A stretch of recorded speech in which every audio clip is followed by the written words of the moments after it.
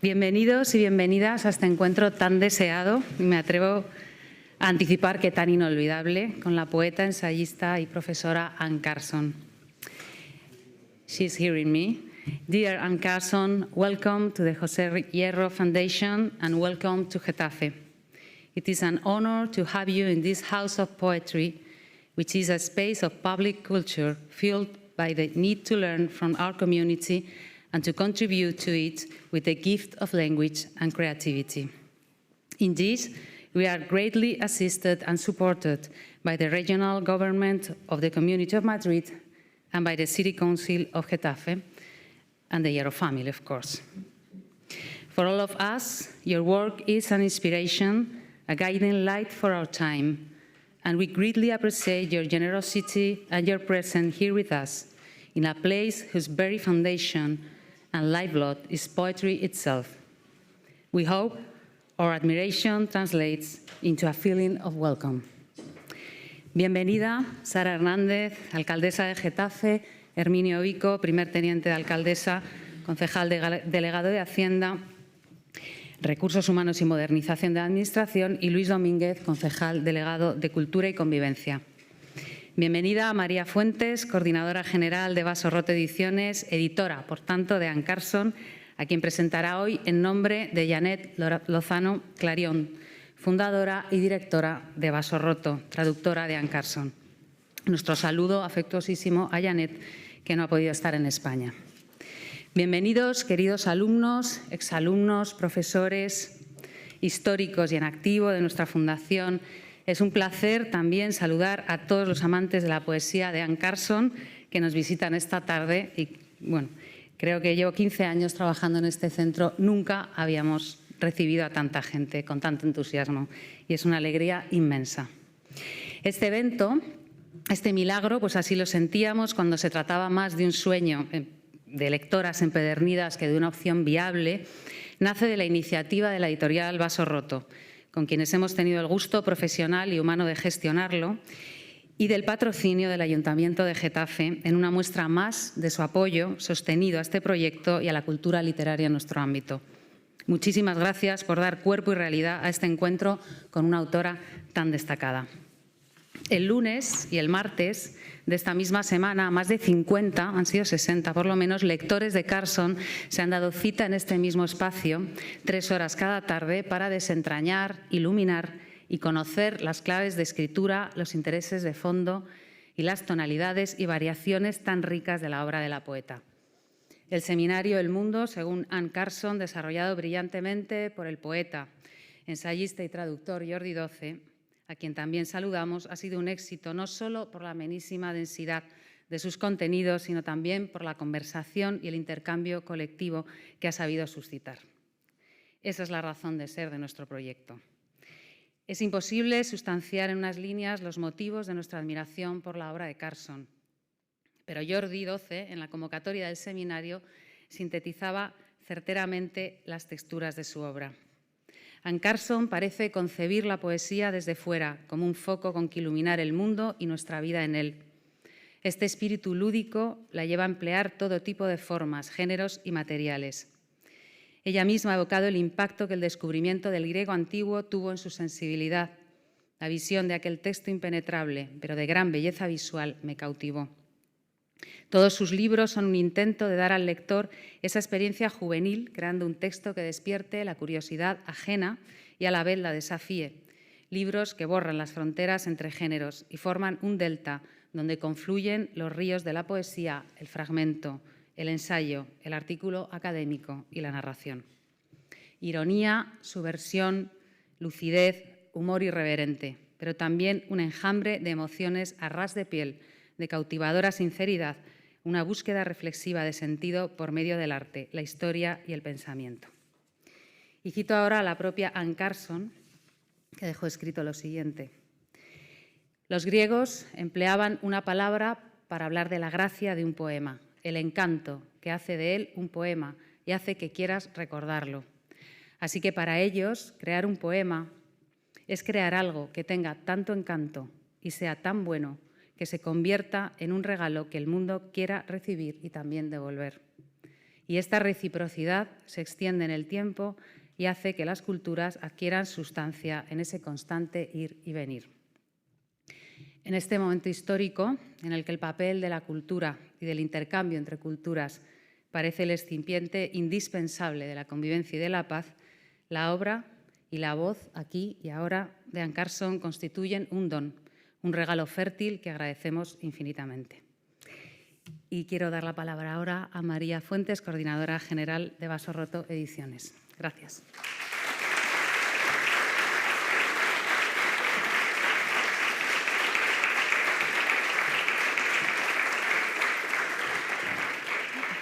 Hola, muchas gracias a todos por estar aquí.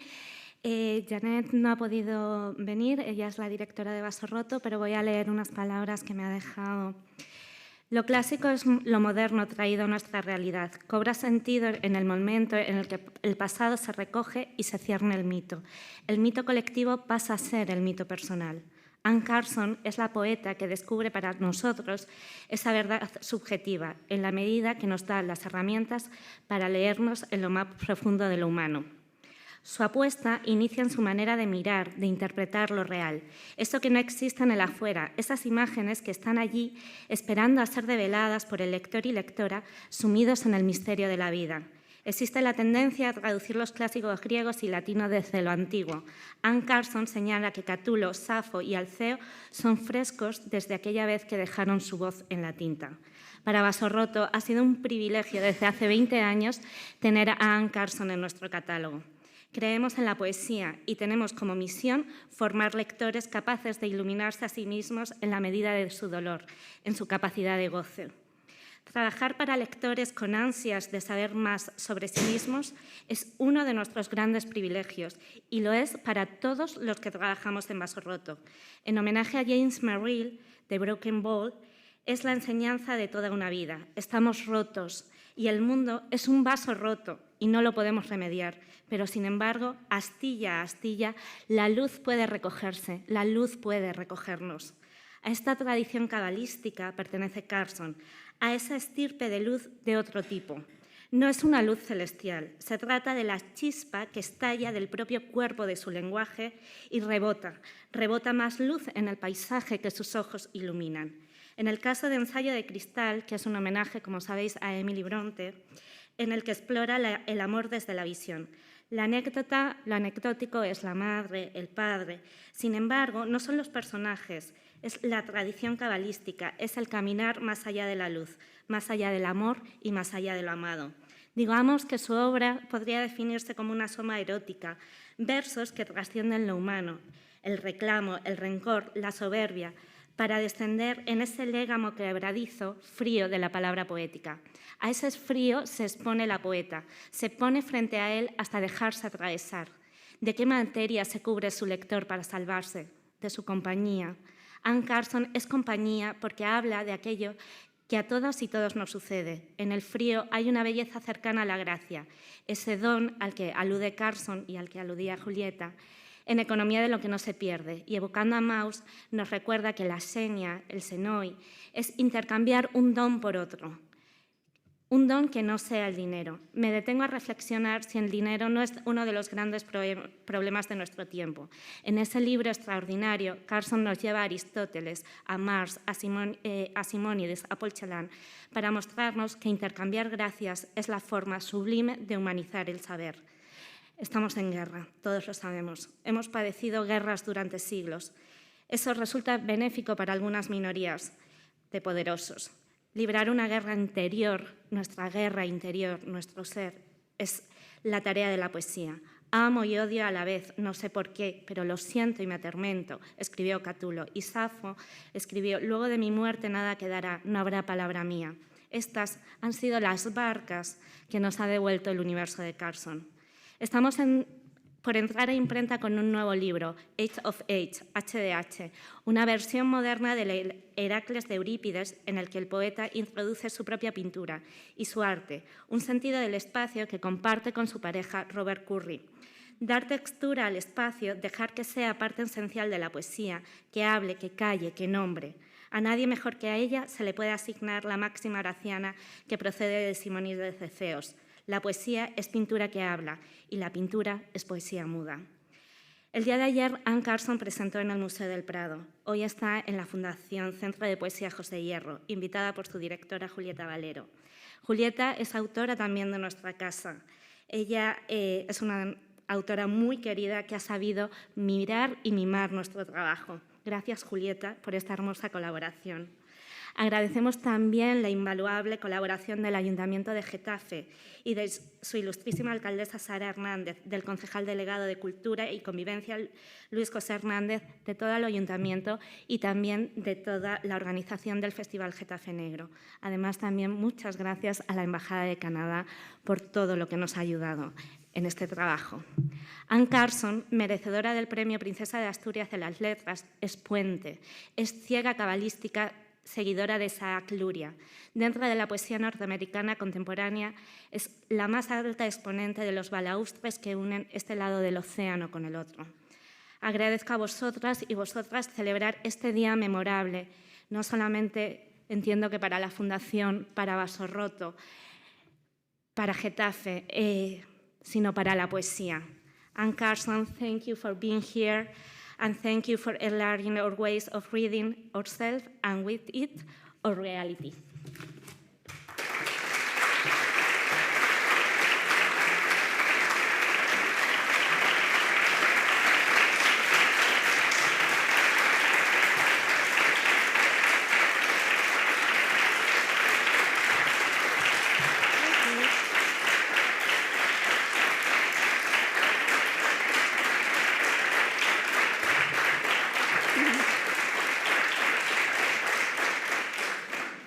You don't stop, we can't have a reading. Since I have no idea what was said in the introductions, I'll just assume it was positive and go forward, hopefully.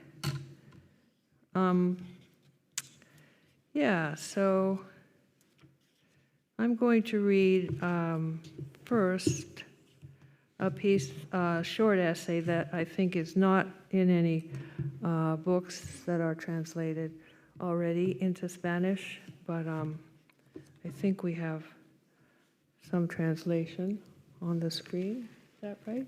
Yes. So this is a short essay called Merry Christmas from Hegel. It was the year my brother died. I live up north and had few friends, or they all went away. Christmas Day, I was sitting in my armchair reading something about Hegel. You will forgive me if you are someone who knows a lot of Hegel or understands it. I do not and will paraphrase badly. But I understood him to be saying he was fed up with popular criticism of his terrible prose and claiming that conventional grammar, with its clumsy dichotomy of subject and verb, was in conflict with what he called speculation. Speculation being the proper business of philosophy. Speculation being the effort to grasp reality in its interactive entirety.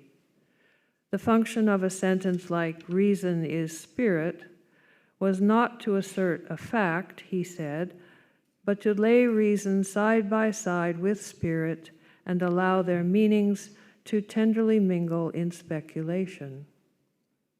I was overjoyed by this notion of a philosophic space where words drift in gentle mutual redefinition of one another, but at the same time wretchedly lonely with all my family dead, and here it was Christmas Day, so I put on big boots and coat and went out to do some snow standing. Not since childhood had I done snow standing. I had forgotten how astounding it is. I went to the middle of a woods. Fir trees, the teachers of this all around. Minus 20 degrees in the wind, but inside the trees is no wind. The world subtracts itself in layers. Outer sounds like traffic and shoveling vanish. Inner sounds become audible, cracks, sighs, caresses, twigs, bird breath, toenails of squirrel. The fir trees move hugely. The white is perfectly curved, stunned with itself. Puffs of ice fog and some gold things float up. Shadows rake their motionlessness across the snow, with the vibration of other shadow moving crosswise on them, shadow on shadow, in precise velocities. It is very cold, then that too begins to subtract itself. The body chills on its surface, but the core is hot, and it is possible to disconnect the surface, to withdraw to the core, where a ravishing peace flows in, so ravishing that I am unembarrassed to use the word ravishing, and it is not a piece of separation from the senses, but the washing through piece of looking, listening, feeling at the very core of snow, at the very core of the care of snow. It has nothing to do with Hegel, and he would not admire the clumsily conventional sentences in which I have tried to tell about it. But I suspect if I had not been trying on the mood of Hegel's particular grammatical indignation that Christmas Day, I would never have gone out to stand in the snow, or stayed to speculate with it, or had the patience to sit down and make a record of speculation for myself, as if it were a worthy way to spend an afternoon, a plausible way to change the icy horror of holiday into a sort of homecoming. Merry Christmas from Hegel. Thank you.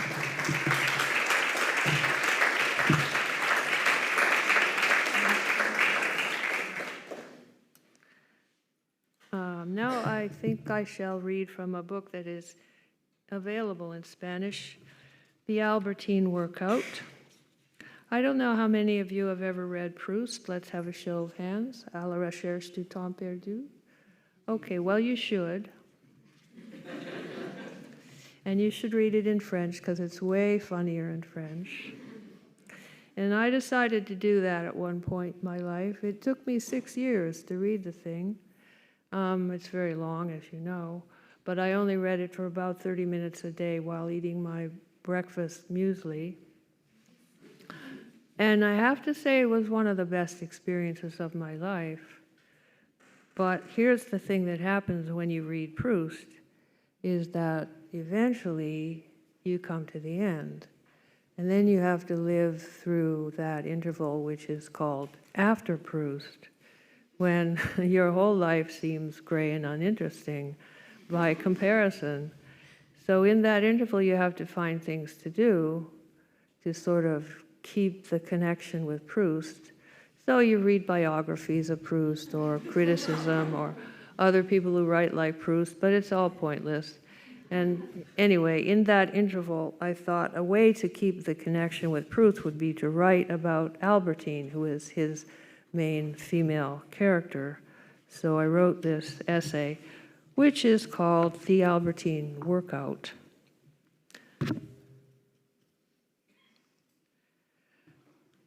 And it's in a whole list, 59 actually, separate paragraphs, and then a few appendices. Albertine, the name, is not a common name for a girl in France, although Albert is widespread for a boy.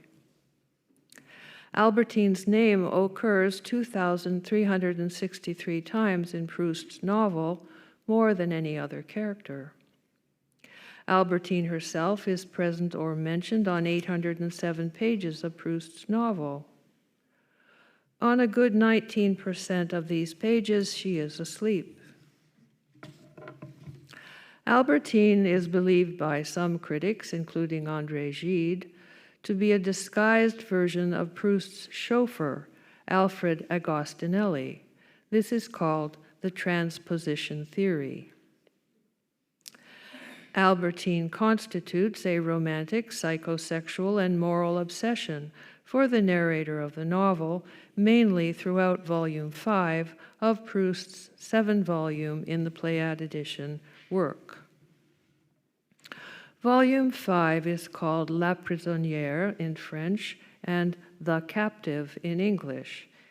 It was declared by Roger Shattuck, a world expert on Proust, in his award-winning 1974 study, to be the one volume of the novel that a time-pressed reader might safely and entirely skip. The problems of Albertine are, from the narrator's point of view, A, lying, B, lesbianism, and from Albertine's point of view, being imprisoned in the narrator's house. Her bad taste in music, although several times remarked on, is not a problem. Albertine denies she is a lesbian when Marcel questions her. Her friends are all lesbians. Her denials fascinate him. Her friends fascinate him too, especially by their contrast with his friends who are gay but closeted. Her friends parade themselves at the beach and kiss in restaurants. Despite intense and assiduous questioning, Marcel cannot discover what exactly it is that women do together. This palpitating specificity of female pleasure, as he calls it. Albertine says she does not know. Once Albertine has been imprisoned by Marcel in his house, his feelings change. It was her freedom that first attracted him, the way the wind billowed in her garments. This attraction is now replaced by a feeling of ennui, boredom. She becomes, as he says, a heavy slave. This is predictable, given Marcel's theory of desire, which equates possession of another person with erasure of the otherness of her mind, while at the same time positing otherness as what makes another person desirable. And in point of fact, how can he possess her mind if she is a lesbian? His fascination continues. Albertine is a girl in a flat sports cap pushing her bicycle across the beach. When Marcel first sees her, he keeps going back to this image. Albertine has no family, profession, or prospects. She is soon installed in Marcel's house. There she has a separate bedroom. He emphasizes that she is nonetheless an obedient person. See above on Albertine as heavy slave. Albertine's face is sweet and beautiful from the front, but from the side has a hook-nosed aspect that fills Marcel with horror. He would take her face in his hands and reposition it. The state of Albertine that most pleases Marcel is Albertine asleep. By falling asleep, she becomes a plant, he says. Plants do not actually sleep, nor do they lie, or even bluff, yet they do, however, expose their genitalia. Sometimes in her sleep, Albertine throws off her kimono and lies naked. Sometimes, then, Marcel possesses her. Albertine appears not to wake up. Marcel appears to think he is the master of such moments. And perhaps he is. At this point, parenthetically, if we had time, several observations could be made about the similarity between Albertine and Ophelia, Hamlet's Ophelia, starting from the sexual life of plants, which Proust and Shakespeare equally enjoy using as a language of female desire. Albertine, like Ophelia, embodies for her lover blooming girlhood, but also castration, casualty, threat, and obstacle. Albertine, like Ophelia, is condemned for a voracious sexual appetite whose expression is denied her.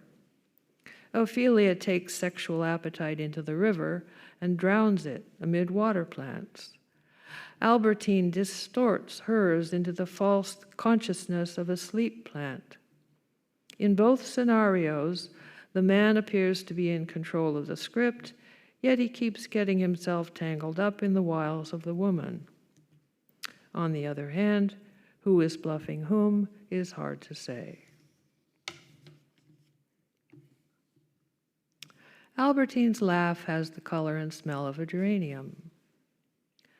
Marcel gives Albertine the idea that he intends to marry her, but he does not. She bores him. Albertine's eyes are blue and saucy. Her hair is like crinkly black violets.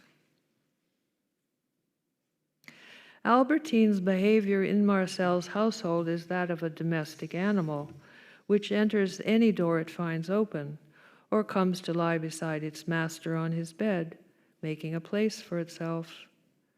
Marcel has to train Albertine not to come into his room until he rings for her. Marcel gradually manages to separate Albertine from all her friends, whom he regards as evil influences. Marcel never says the word lesbian to Albertine.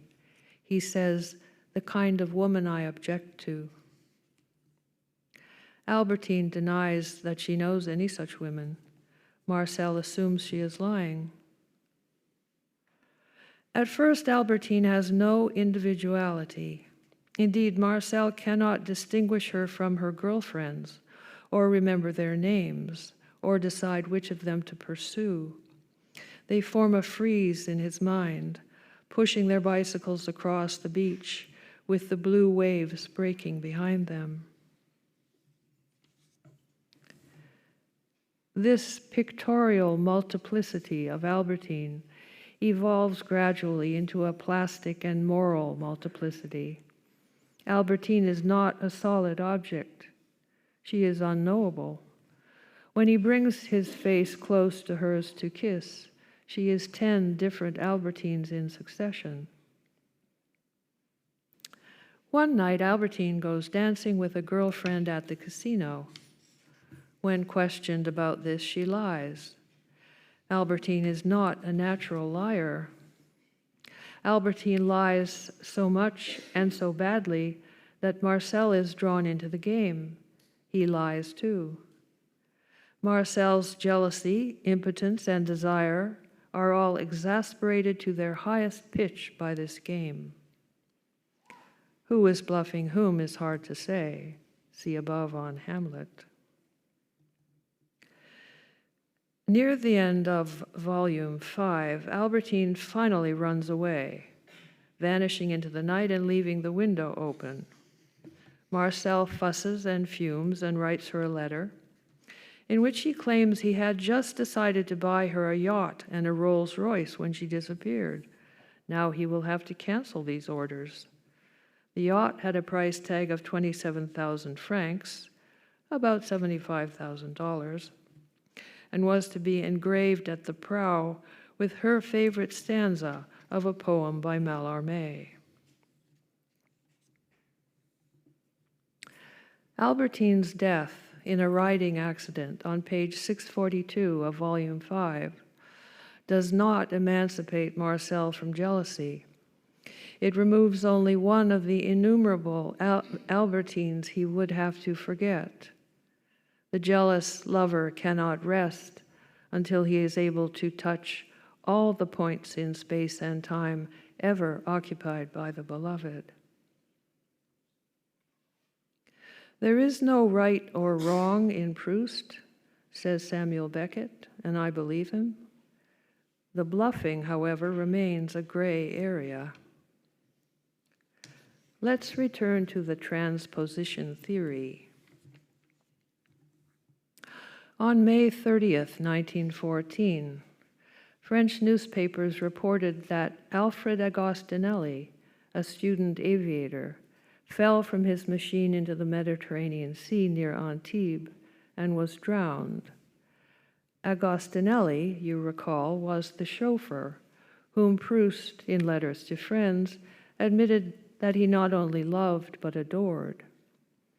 Proust had bought Alfred the airplane, which cost 27,000 francs, about $75,000, and had had it engraved on the fuselage with a stanza of Mallarmé.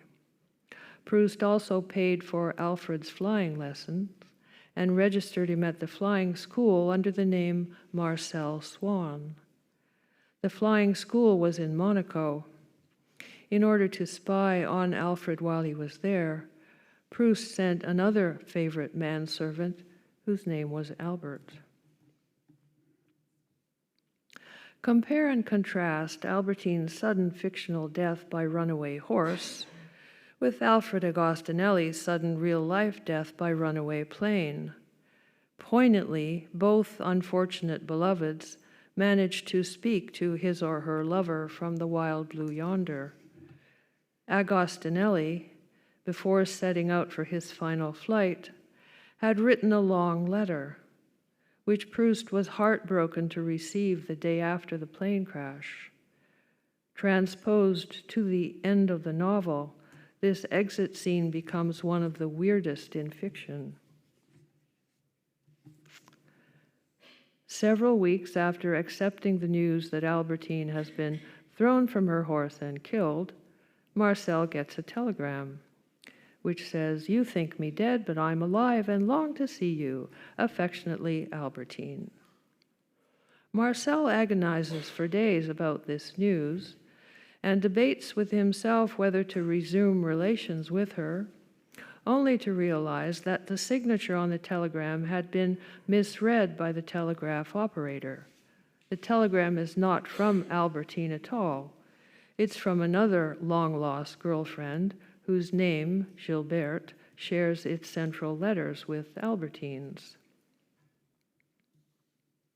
One only loves that which one does not entirely possess, says Marcel. There are 4 ways Albertine is able to avoid becoming entirely possessed in Volume 5: by sleeping, by lying, by being a lesbian, or by being dead. Only the first 3 of these can she bluff. Proust was still correcting a typescript of La Prisonnière on his deathbed, November 1922.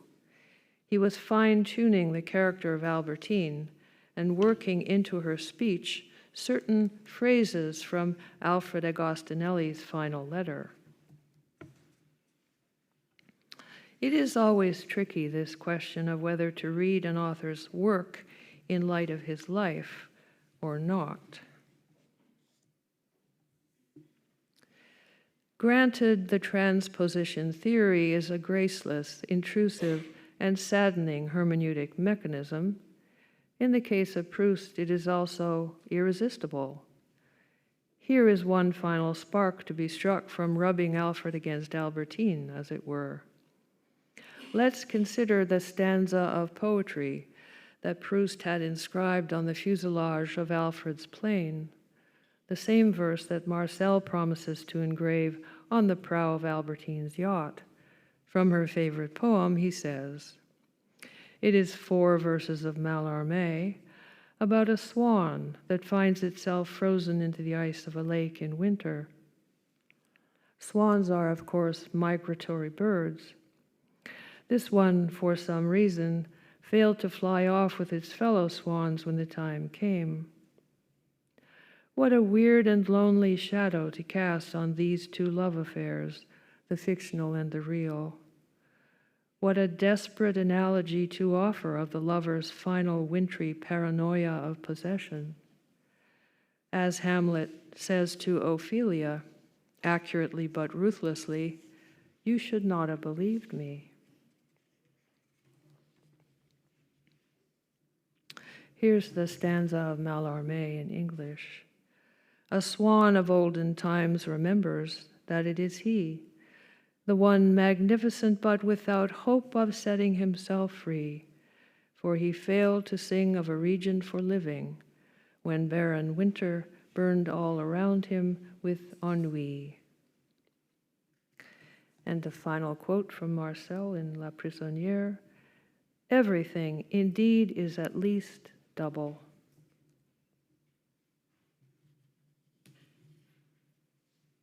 That is the end of the workout proper. I shall now add 2 of the appendices. An appendix, I guess you know. Do you have this word in Spanish? What do you call an appendix? An appendix? Okay, good. Well, it's supposed to add some kind of thickening to the information attached to the narrative, so my 2 favorite ones are very brief. Appendix 29 on kimonos. Knowledge of other people is unendurable. Japanese kimonos were in style in Paris in the 1920s. They had been redesigned for the European market with less sleeve and more pocket. Albertine keeps all her letters in the pocket of the kimono that she so carelessly tosses over a chair in Marcel's room just before falling asleep. The truth about Albertine is so close, but Marcel does not investigate. Knowledge of other people is unendurable. And Appendix 34 on getting rid of your slave. It occurs to me that a novelist has the option to disenfranchise, disempower, or delete his slave grammatically by taking away the part of speech in which she acts as a subject connected to a predicate. So Marcel's ultimate reference to Albertine on the last page of the novel is a sentence with no main verb. It says, "Profound Albertine, whom I saw sleeping and who was dead." So much for Proust.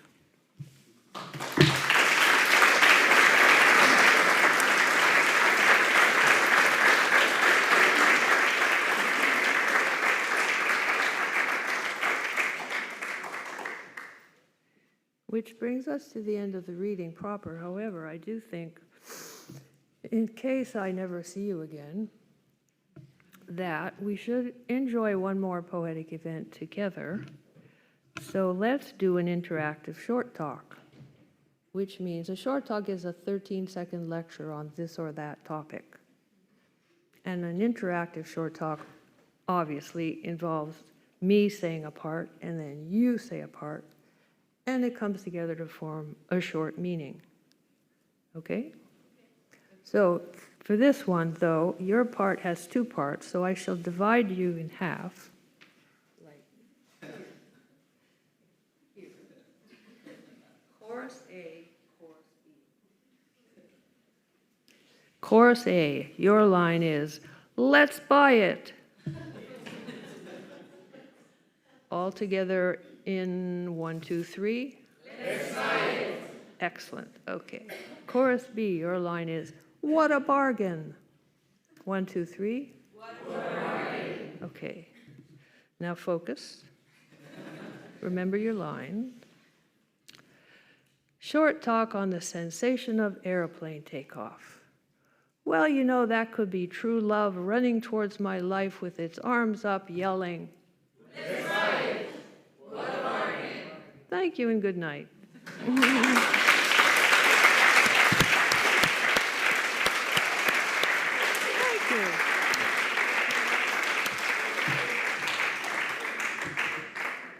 I have to go into the other room to say goodbye to them, and also the book signing, if you want a book signed, will be in there. It's the library, okay? So see you soon.